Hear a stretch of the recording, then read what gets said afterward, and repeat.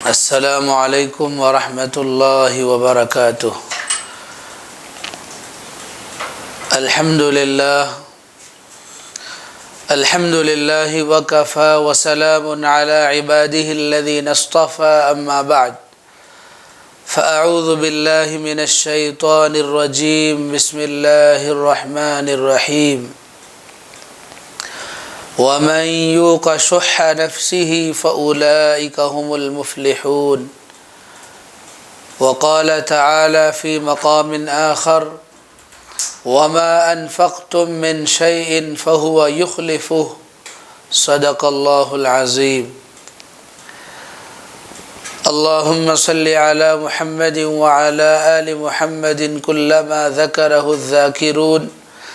وكلما غفل عن ذكره الغافلون اللهم صل على محمد وعلى آل محمد بعدد من صلى وصام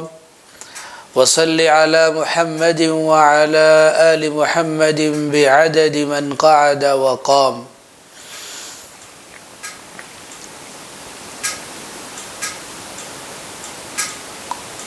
قابل احترام معزز حاضرین، عزیز بھائیوں،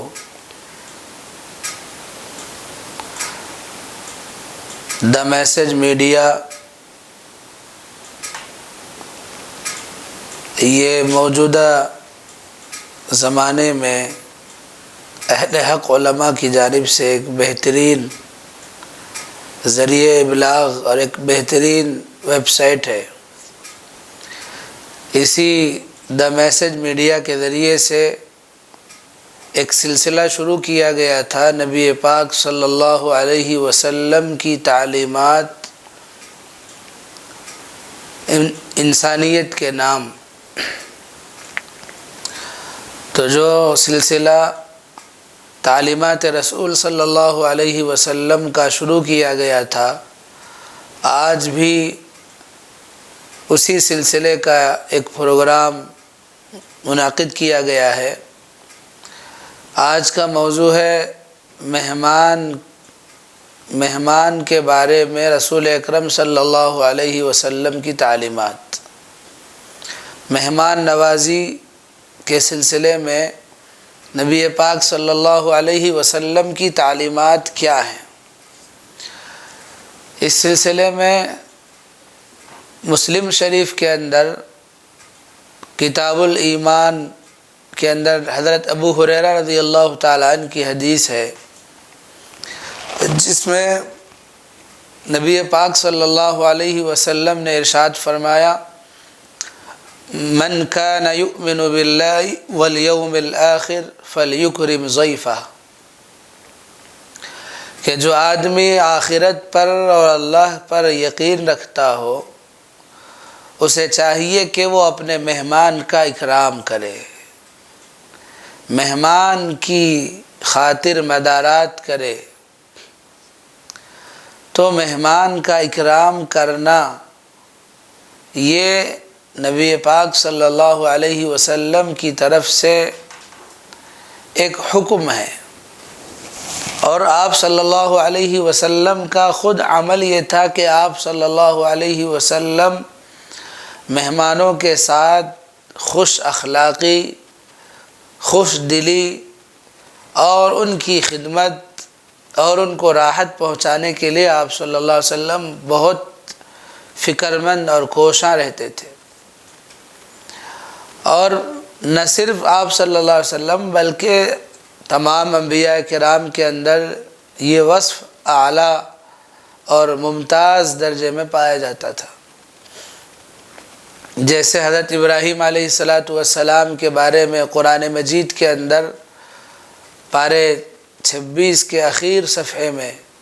سورہ ذاریات میں وہ واقعہ یاد کرایا گیا ہے، هل اتاک حدیث ضیف ابراہیم المکرمین۔ حضرت ابراہیم علیہ السلام کے قابل احترام معزز و مکرم مہمانوں کا تذکرہ کیا گیا۔ حضرت ابراہیم علیہ السلام کے پاس فرشتے انسانی شکل میں مہمان بن کر آئے۔ حضرت ابراہیم علیہ السلام نے جب ان کو دیکھا تو ان مہمانوں کا اکرام کرنے کے لیے اپنے گھر میں جو بچھڑا تھا اس بچھڑے کو ذبح کر کے اس کو تیار کیا اور اس کو بنا کر ان کے سامنے کھانے کی ڈش لا کر رکھی۔ فرشتے ایک اہم کام سے وہاں پہنچے ہوئے تھے، جو اللہ نے ان کو ذمہ داری دی تھی، اس ذمہ داری کی ادائیگی کے لیے وہاں پہنچے تھے۔ انہی میں سے ایک کام حضرت ابراہیم سے ملاقات تھی۔ حضرت ابراہیم علیہ السلام نے جب مہمانوں کو اپنے گھر میں آتا دیکھا یا اپنے پاس حاضر پایا تو ان کے دل میں ایک جذبہ پیدا ہوا کہ ان کا اکرام کیا جائے۔ لہٰذا حضرت ابراہیم علیہ السلام نے ان کا اکرام کیا، ایک بچھڑے کو ذبح کر کے اس کا گوشت ان کے سامنے پیش کیا۔ جب وہ ان کے سامنے پیش کیا گیا تو وہ کھانے کے لیے ہاتھ نہیں بڑھا رہے تھے۔ حضرت ابراہیم نے دیکھا کہ وہ لوگ کھا نہیں رہے ہیں تو حیرت کرنے لگے کہ یہ عجیب آدمی ہے، یہ کھانے کے لیے ہاتھ نہیں بڑھا رہے۔ وہ تو فرشتے تھے، فرشتوں کو کھانے اور پینے کی ضرورت نہیں ہے، اللہ نے ان کو کھانے پینے سے بے نیاز کر رکھا ہے۔ تو جب وہ نہیں کھا رہے تھے تو حیرت سے کہنے لگا کہ یہ عجیب مہمان ہے۔ تو انہوں نے کہا کہ ہم جو ہے ایک اہم کام سے یہاں آئے ہوئے ہیں، ہم انسانی شکل میں فرشتے ہیں۔ تو خیر قرآن مجید نے اس واقعے کو ذکر کیا ہے۔ هل اتاك حديث ضيف ابراہیم المکرمین اذ دخلوا علیہ فقالوا سلاما قال سلام قوم منکرون الى آخر الآیہ۔ تو حضرت ابراہیم علیہ السلام انبیاء کرام کے اندر بہت زیادہ مہمانوں کا اکرام کرنے والے تھے۔ آپ علیہ السلام کا لقب ہی ابو الضیفان پڑ گیا تھا۔ حضرت ابراہیم علیہ السلام کے بارے میں یہ بات مشہور ہو گئی کہ حضرت ابراہیم علیہ السلام ہمیشہ ہر وقت اپنے کھانے میں مہمان کو شریک کرتے تھے۔ وہ اس وقت تک کھانا نہیں کھاتے تھے جب تک کہ کوئی مہمان کھانے میں شریک نہ ہو جائے، بلکہ ایک ایک میل دو میل لمبا فاصلہ طے کر کے مہمان کو تلاش کرتے تھے، اور مہمان کو تلاش کرنے کے بعد مہمان جب مل جاتا تو اس کے ساتھ کھانا کھاتے۔ تو مہمان کی ضیافت کا اور اس کی خدمت کا جذبہ آپ کے اندر بے حد پایا جاتا تھا۔ ایک مرتبہ حضرت جبرائیل امی آپ صلی اللہ علیہ وسلم کے پاس تشریف لاتے ہیں تو حضور اکرم صلی اللہ علیہ وسلم حضرت جبرائیل امین سے پوچھتے ہیں کہ اے جبرائیل، حضرت ابراہیم خلیل اللہ کو اللہ تبارک و تعالیٰ نے جو مقام خلت عطا فرمایا تھا، اللہ نے ان کو اپنا خلیل بنایا تھا، اپنا دوست اور اپنا قریبی بنایا تھا، تو حضرت ابراہیم کو جو خلیل اللہ کا جو وصف ملا، جو خلیل ہونے کا جو لقب ملا، اللہ کا جو قرب ان کو عطا ہوا، اس کی وجہ کیا تھی؟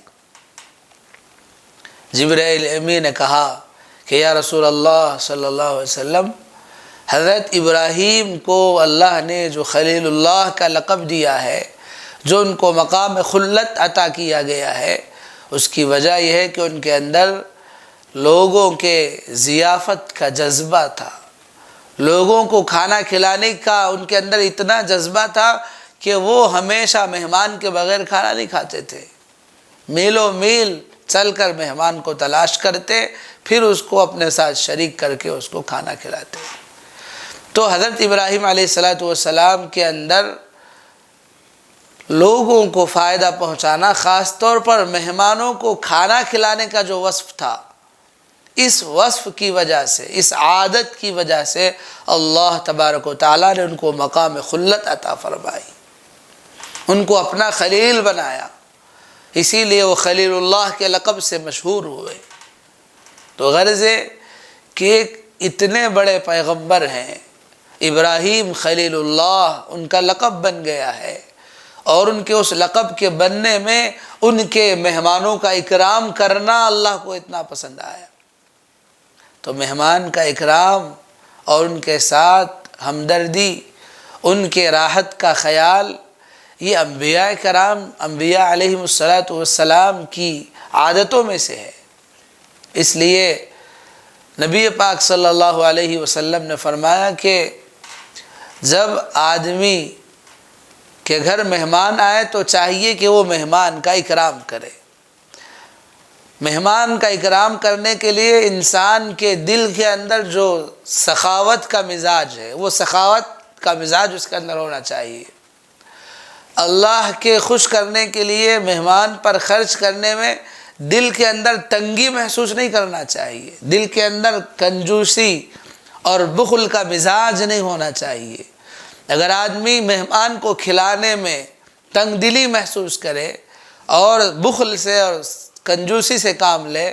تو یہ اس کے لیے اچھی عادت نہیں ہے۔ بخل پسندیدہ چیز نہیں ہے۔ قرآن مجید کے اندر اللہ تعالیٰ نے 28ویں پارے میں سورہ تغابن میں اللہ نے ارشاد فرمایا وَمَن يُوقَ شُحَّ نَفْسِهِ فَأُولَٰئِكَ هُمُ الْمُفْلِحُونَ،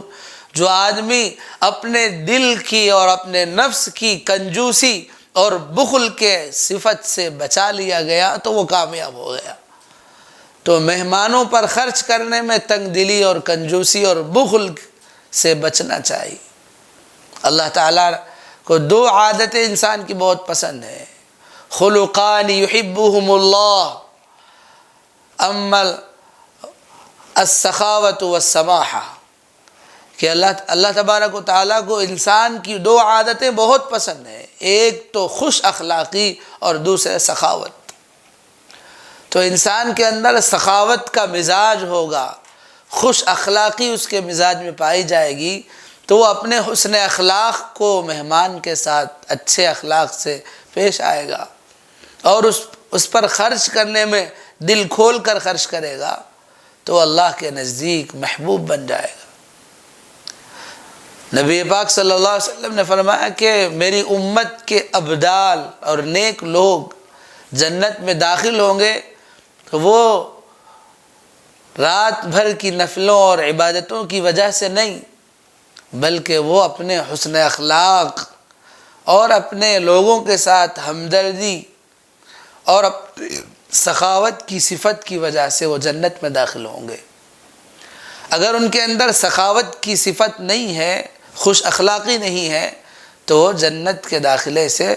محروم ہو سکتا ہے۔ اسی لیے حدیث پاک میں آیا ہے کہ ایک آدمی وہ ہے جو رات بھر نفلیں پڑھتا ہے، تہجد پڑھتا ہے، روزے رکھتا ہے، ساری عبادتیں کرتا ہے،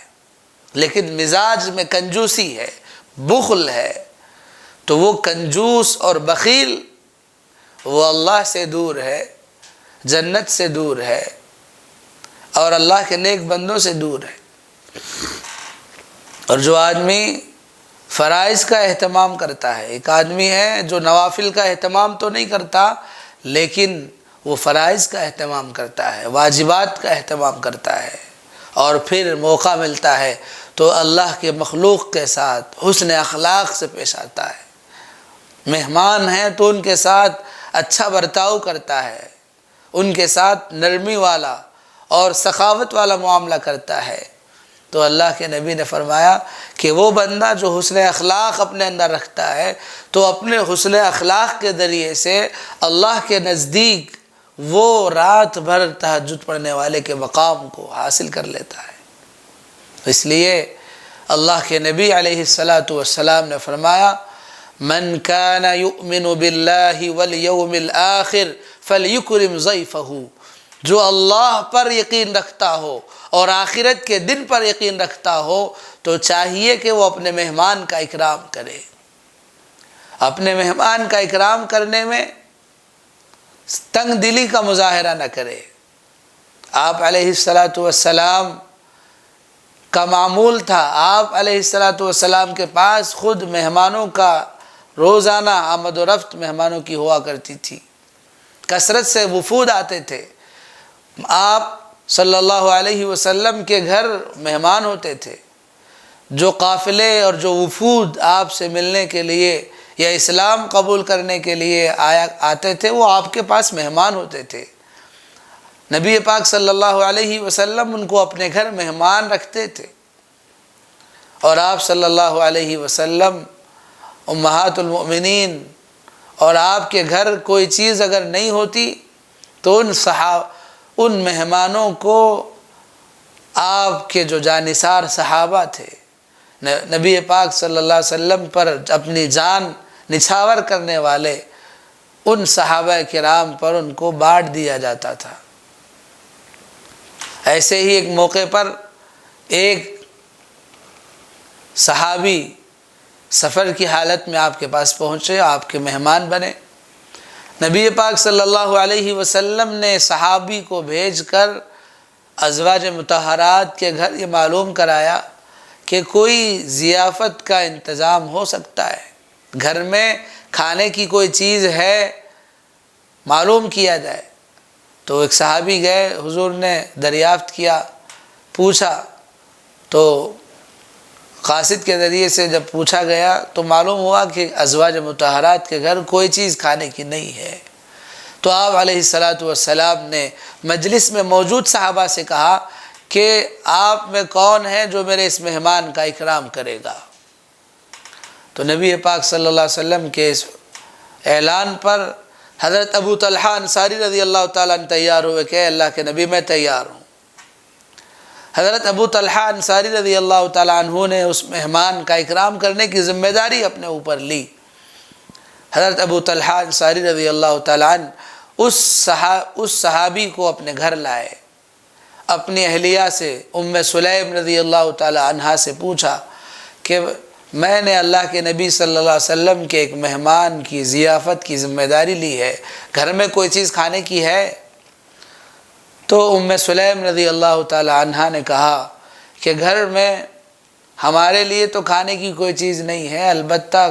بچوں کے لیے جو چیز کافی ہو سکتی ہے، تھوڑی سی کھانے کی چیز بچوں کی موجود ہے، بچوں کا کھانا ہے، وہ ان کے کھانے کے لیے رکھی ہوئی ہے، ابھی وہ سو رہے ہیں۔ تو حضرت ابو طلحہ انصاری رضی اللہ تعالیٰ عنہ نے کہا کہ ان کو سونے دیجئے، ان کو اسی طرح بہلا کر سلا دیجئے، ہم آج اللہ کے نبی صلی اللہ علیہ وسلم کے مہمان کا اکرام کریں گے۔ اور حال یہ تھا کہ ابو طلحہ وہ روزے سے تھے، دن بھر ان کا روزہ تھا، اب افطار کا وقت آیا، شام میں جو ہے روزہ کھول کر کچھ کھائیں گے، اور کھانے کے موقع پر مہمان کی آمد ہو گئی۔ تو ایسے موقع پر حضرت ابو طلحہ انصاری رضی اللہ تعالیٰ عنہ خود روزے سے ہیں، بھوکے ہیں، اور خود کو کھانے کی ضرورت ہے، اس کے باوجود حضور کے مہمان کا اکرام انہوں نے کیا۔ اپنی اہلیہ سے کہا کہ دیکھو جو کھانا موجود ہے وہ لے آؤ، اور جب مہمان کھانے کے لیے بیٹھے تو میں بھی ان کے ساتھ بیٹھوں گا تاکہ مہمان کو یہ محسوس نہ ہو کہ کھانا مختصر ہے اور وہ تنگ دلی کا شکار نہ ہو، اس لیے جب میں بیٹھ جاؤں تو چراغ بجھا دینا۔ تو اس لیے چراغ بجھا دیا گیا اور وہ مہمان اچھی طرح سے سیر ہو کر کھا لیے۔ جب صبح کی نماز کا وقت آیا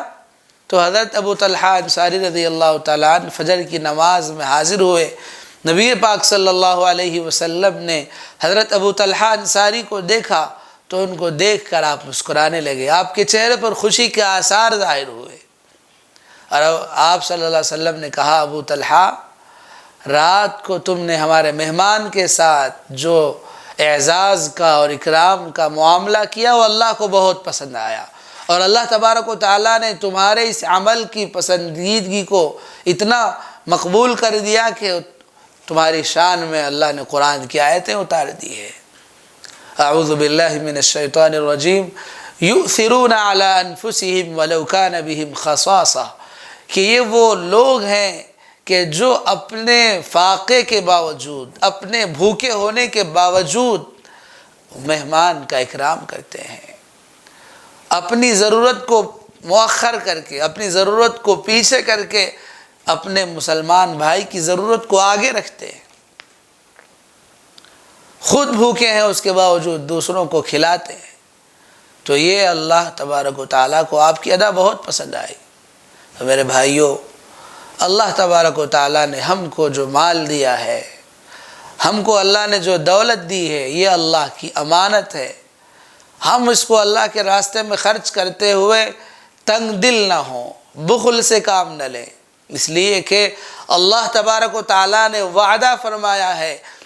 وَمَا أَنفَقْتُم مِّن شَيْءٍ فَهُوَ يُخْلِفُهُ وَهُوَ خَيْرُ الرَّازِقِينَ کہ بندہ اللہ کو خوش کرنے کے لیے، اللہ کی رضا کے لیے، آخرت کے ثواب اور اجر کے لیے جو کچھ خرچ کرتا ہے اللہ کے راستے میں، اللہ تبارک و تعالیٰ فرماتے ہیں کہ دنیا کے اندر اس کے خرچ کا بدلہ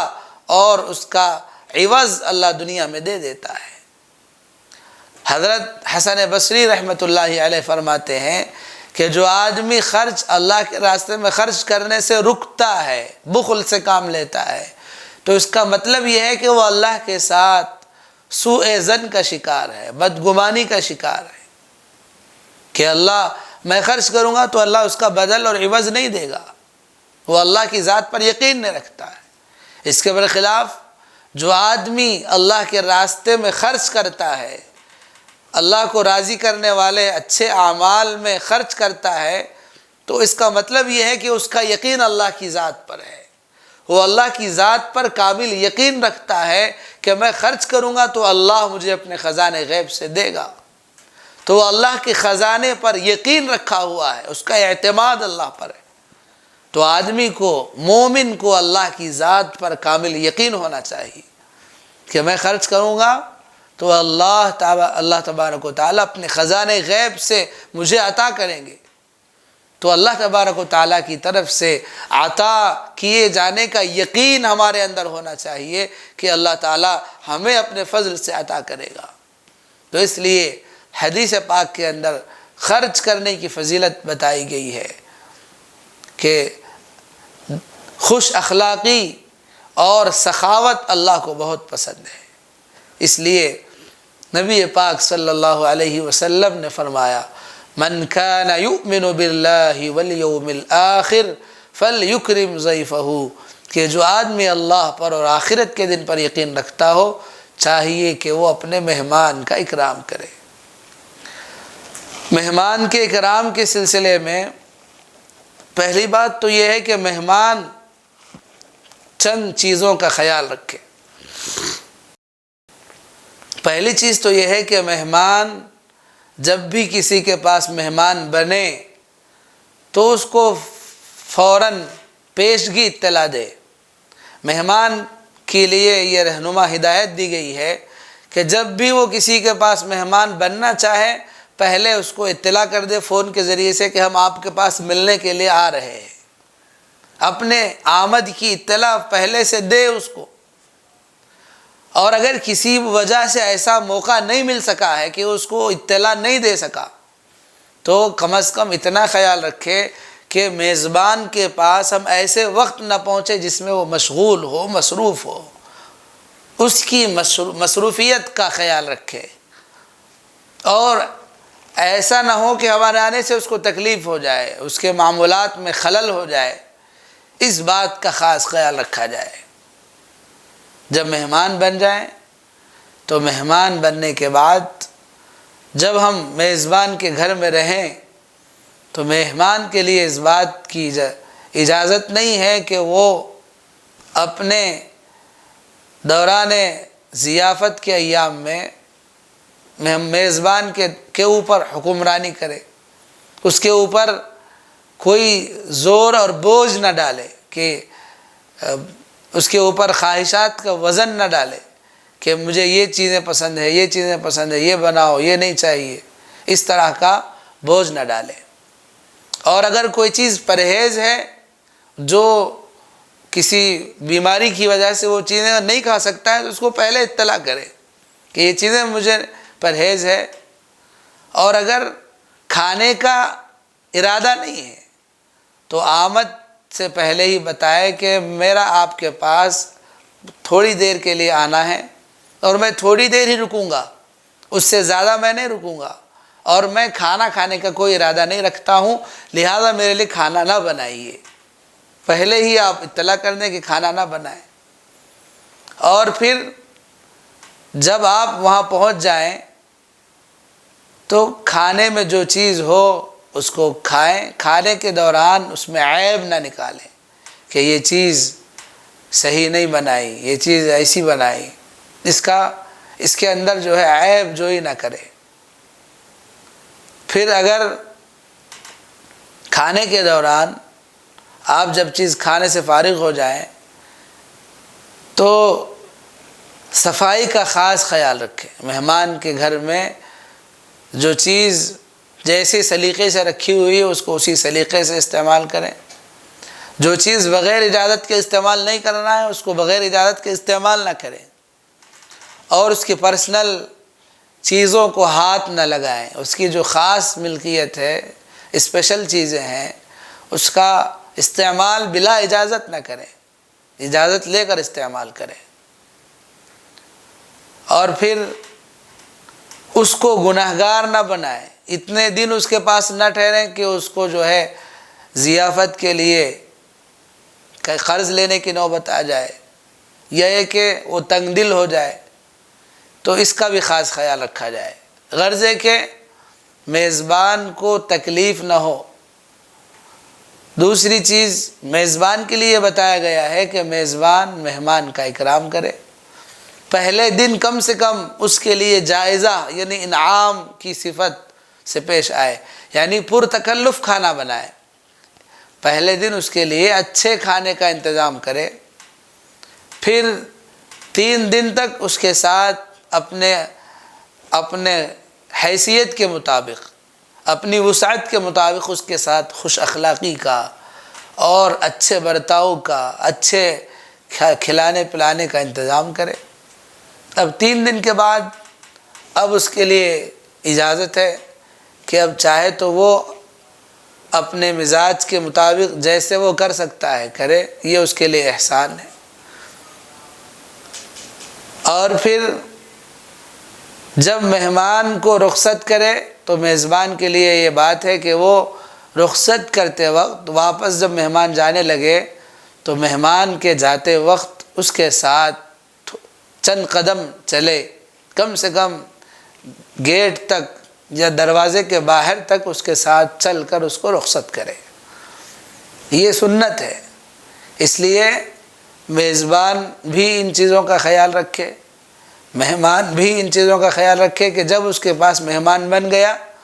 تو پھر دوسروں کی دعوت کو قبول نہ کرے۔ مہمان ایک آدمی کے پاس اس کی اجازت سے آ گیا ہے، مہمان بن گیا ہے، تو جب جس کے پاس مہمان بنا ہے اس میزبان کی اجازت کے بغیر کسی دوسرے کی دعوت کو قبول نہ کرے۔ اس کی دعوت قبول کر لے گا اور ادھر یہ میزبان کھانا بنا لیا ہے تو یہ اس کا کھانا ضائع ہو جائے گا۔ اس لیے جس کے پاس ہم مہمان بنے، ہم کو چاہیے کہ ہم اس میزبان کی اجازت کے بغیر کسی اور جگہ نہ جائیں اور کسی دوسروں کی دعوت کو قبول نہ کریں، اس کا بھی خاص خیال رکھا جائے۔ تو یہ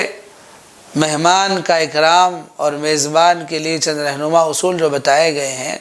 یہ ان کا لحاظ رکھا جائے۔ اور مہمان کے لیے خصوصی طور پر یہ پیغام دیا جاتا ہے کہ مہمان وہ اپنا رزق لے کر آتا ہے، اور مہمان کے کھانے سے رزق میں برکت ہوتی ہے، تو مہمان کی آمد یہ گھر میں خیر و برکت کا ذریعہ ہے۔ اس لیے مہمان کے آنے سے تنگ دل نہ ہوں، مہمان کے آنے سے دل کے اندر ناراضگی کے جذبات نہ آئیں، بلکہ خوش ہوں اور ان کا خوش اخلاقی سے ان کا اکرام کیا جائے۔ اور مہمان کے لیے یہ بات لازمی ہے کہ بغیر اطلاع کے، پیشگی اطلاع کیے بغیر، پہلے سے فون کیے بغیر اچانک مہمان نہ بن جائے، چونکہ بغیر اطلاع کے مہمان بننے سے میزبان کو تکلیف ہوتی ہے، معمولات میں خلل ہوتا ہے، ڈسٹرب ہوتا ہے۔ اس لیے مہمان کو یہ حکم دیا گیا ہے کہ وہ پہلے سے فون کر کے اطلاع کر دے کہ فلاں دن فلاں وقت پر ہم آپ کے پاس آئیں گے، ہمارا اتنا وقت کے لیے آپ کے پاس قیام رہے گا، آپ اس سلسلے میں فکر مند رہیں۔ تو یہ چند اصول ہیں جن کی طرف خیال کرنا ہم سب کی ذمہ داری ہے۔ موجودہ حالات کے اندر تو حال ہی ہو گیا کہ کوئی مہمان جب گھر آتا ہے تو بہت زیادہ میزبان جو ہے پریشان ہوتے ہیں کہ ان کو کہاں سے لائیں، کیسے کھلائیں، کیا کریں. تو اس سلسلے میں فکر کرنے کی ضرورت نہیں ہے. اللہ تبارک و تعالی ہم جو کچھ مہمان کو کھلائیں گے، خرچ کریں گے، اس کا بدلہ اور اس کا عوض دنیا کے اندر اللہ تعالی ہم کو عطا کر دے گا. اللہ کی ذات بڑی بے نیاز ہے. تو اس لیے اللہ کے وعدے پر ہمارا یقین ہو. اللہ تعالیٰ نے وعدہ کیا وَمَا أَنفَقْتُم مِّن شَيْءٍ فَهُوَ يُخْلِفُهُ. جو کچھ تم خرچ کرتے ہو اللہ کے راستے میں، اللہ تعالیٰ اس کا عوض تم کو دنیا میں دے دیتا ہے، اس کا بدلہ تم کو دنیا میں دے دیتا ہے. تو اس لیے اللہ کا وعدہ ہے، اللہ کے وعدے پر ہم کو یقین، کامل یقین ہونا چاہیے کہ میں مہمان کے لیے خرچ کروں گا اور اس کے لیے اچھا کھلاؤں گا پلاؤں گا تو اللہ کے خزانے غیب سے اللہ مجھے عطا کرے گا. یہ یقین ہو اور اس یقین کے ساتھ ہم مہمان کا اکرام کریں. اللہ تبارک و تعالی ہم سب کو عمل کی توفیق نصیب فرمائے. اللہ تعالیٰ سے دعا ہے کہ اللہ تعالیٰ مجھے بھی اور ساری امت مسلمہ کو مہمان کا اکرام کرنے کی اور اس کے ساتھ حسن اخلاق سے پیش آنے کی توفیق نصیب فرمائے. وآخر دعوانا ان الحمد للہ رب العالمین. جمال الوجود بذكر